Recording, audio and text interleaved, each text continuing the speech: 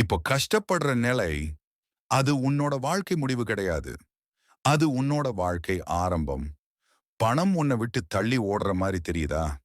உண்மை என்னன்னா, நீ தான் பணத்த புரிஞ்சுக்கல.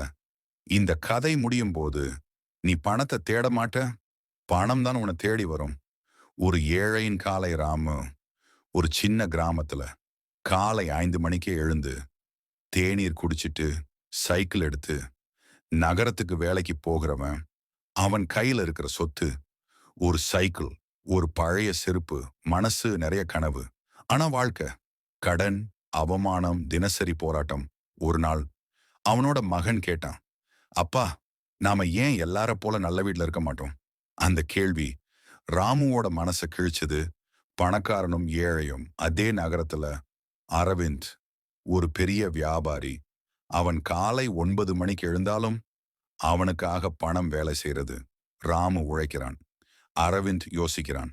ராமு இன்னைக்கு எப்படியாவது செலவு சமாளிக்கணும். அரவிந்த் இன்னும் வருமானம் எப்படி உருவாக்கலாம்? ஒரே ஊர், ஒரே வயசு, ஆனா யோசனை மட்டும் வேற. மாற்றம் ஆரம்பிச்ச அந்த ஒரு வரி, ஒரு நாள் ராமு பேருந்து நிலையத்துல ஒரு வாசகம் பார்த்தான். உழைப்பால் சம்பாதிப்பவன், ஏழை யோசனையால் சம்பாதிப்பவன். பணக்காரன். அந்த வரி அவனோட வாழ்க்கையை மாத்துச்சு. அன்றிலிருந்து ராமு கேட்ட கேள்வி, நான் எவ்வளவு உழைக்கிறேன்? இல்ல நான் எவ்வளவு புத்திசாலித்தனமா யோசிக்கிறேன்? அவன் இரவு மொபைல்ல பணம் பற்றிய கதைகள், வெற்றி பெற்ற மனிதர்கள், தோல்வியிலிருந்து எழுந்தவர்கள் அனைத்தையும் கேட்டான். பணம் மனசுக்குள் உருவாகுது. ராமு புரிஞ்சுக்கிட்டான். பணம் கையில் வருவதற்கு முன்னாடி மனசுக்குள் வரணும்.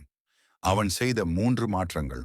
1 செலவுக்கு முன் யோசனை, 2 நேரத்தை வீணாக்காம கற்றல், 3 சிறிய வருமானம், பெரிய கனவு, சின்ன தொழில் ஆரம்பிச்சான். மெதுவா, ஆனா உறுதியா. மகன் கேட்ட அதே கேள்வி இப்போ வேற மாதிரி. அப்பா, நீங்க சூப்பர் ஹீரோ மாதிரி இருக்கீங்க. ஃபைனல் மெசேஜ், நீ ஏழையா பிறந்தது உன்னோட குற்றம் இல்ல. ஆனா ஏழையா இறந்தா அது உன்னோட முடிவு. பணம் கெட்டது இல்ல, பணம் புரியாம வாழ்றது தான் கஷ்டம். இன்னைக்கு நீ மாத்திக்கிட்டா, நாளை உன் வாழ்க்கை மாற்றம் தானாக வரும்.